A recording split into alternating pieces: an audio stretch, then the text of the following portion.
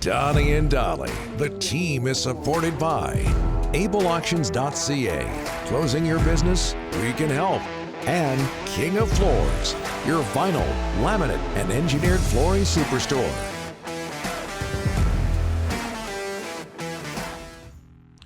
Just ahead of John Shannon, Donnie and Dolly, presented by King of Floors, your vinyl, laminate, and engineered flooring superstore, and Able Auctions. If you have assets, inventory, or equipment that you need to sell, email sales@ableauctions.ca. What a Wednesday it was in the National Hockey League. Free agent frenzy, if there ever was one, and here to talk about it, NHL Analyst, part of the Bob McCowan podcast, our Thursday regular, John Shannon. How are you, sir? Doing great, boys. How are you?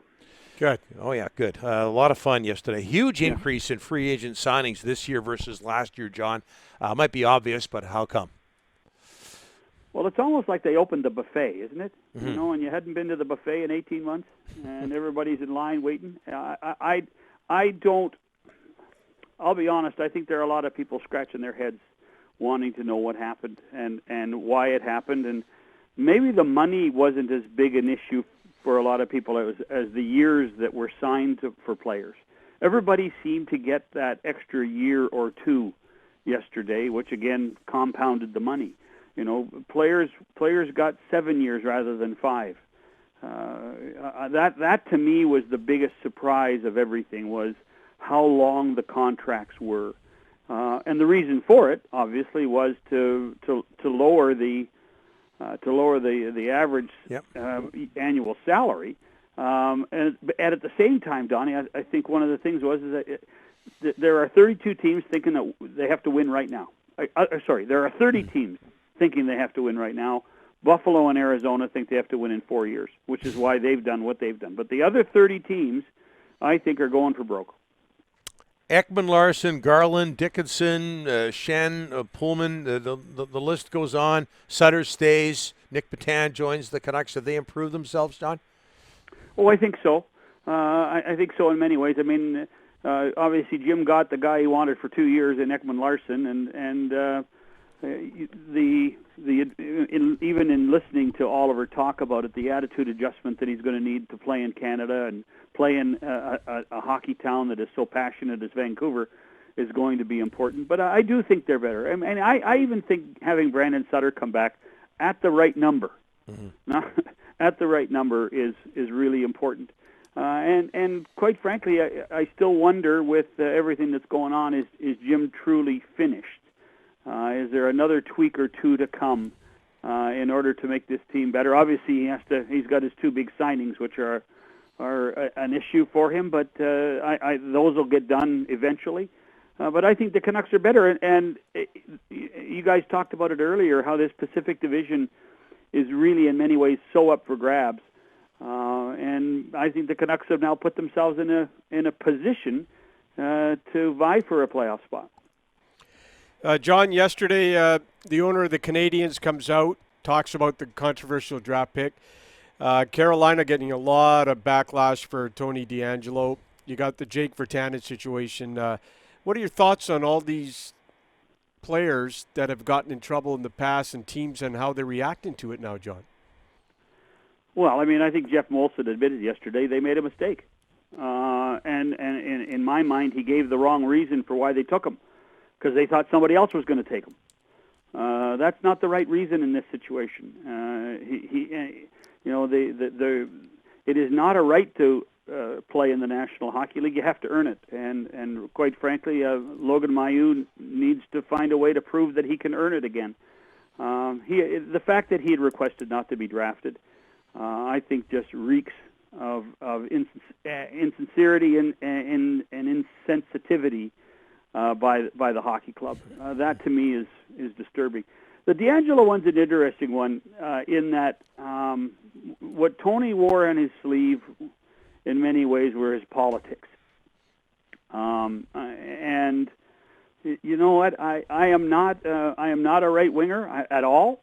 But I also believe people have a right to freedom of speech. And unfortunately, right now in this day and age, particularly in social media, apparently you're not allowed to have that. If you don't have the right opinion, you're stupid.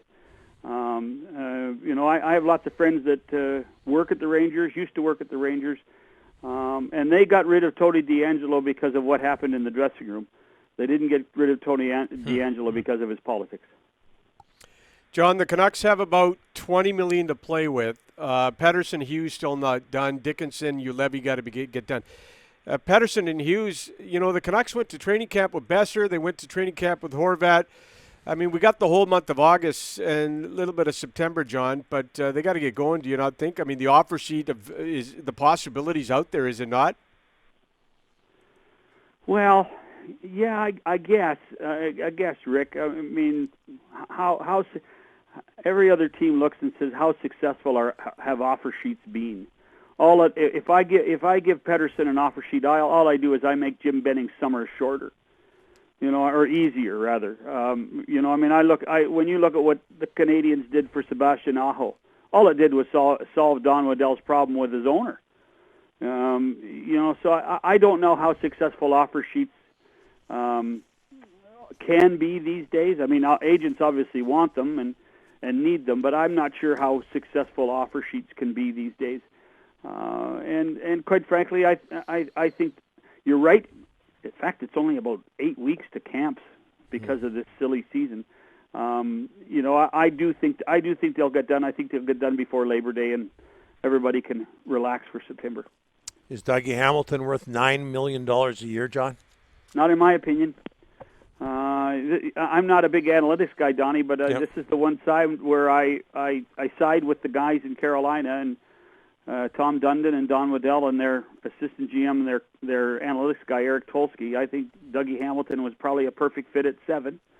But, the market said that he could get 9, and he got 9. And, here's the thing. New Jersey has now 2 $9 million defensemen? Yeah, PK. Yeah, PK. And nobody talks about PK being on that blue line anymore.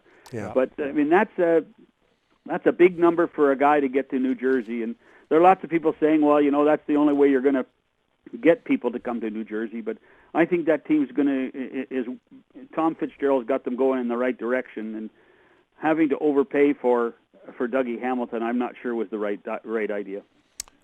What's going to happen with Jack Eichel, John? I don't think anything will, because I think that the Sabres' demands are so high at this point. If I'm a team, I'm not going to. Right now, I don't have access to his health records.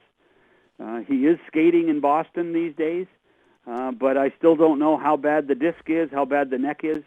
Has the decision not to have surgery come into play? Has the decision to just rehab come into play? Those are questions I don't think that the teams who are knocking on the door have answers to yet. And yet, they want at least 4, maybe 5 moving parts in a trade. So, and then you take a look at a team like Minnesota who backed out of it. If they go and trade for Jack Eichel, what do they do for Kirill Kaprizov? Yeah. And because, let's face it, Kaprizov was as exciting a player in the National Hockey League this year. And if they're paying Eichel $10 million, I don't think they could pay Kaprizov $10 million, or not pay $10 million to him, even though he's not a centerman. John, before we let you go, in Toronto, is Peter Mrazek an upgrade on Freddie Anderson? No, he's not. They're about the same. I think the over/under should be, and maybe your guys with the BC Lotteries can get this. The over/under should be whether Jack Campbell and Peter Mrazek can play 82 games between them. That's going to be the big challenge. Both of them have not had great health records in the last few years. And remember, Peter Mrazek got hurt, and the Zamboni driver took over for Carolina in Toronto. Yeah. So Mrazek and Campbell, I don't think are the real final answer for goaltending in Toronto. This is our last Thursday hit, John. The 4-month experiment is over. We're going to be back in September, and we can't thank you enough, and hope to hear you in the fall. Well, I tell you what, you guys have. I watch most days. You guys have done a heck of a job. You filled a void, and it's just been a real treat and an honor to be a little bit of it. So thank you very much to have a BC boy back in BC. Thanks, John. Thanks, John. Have a good summer. All the best.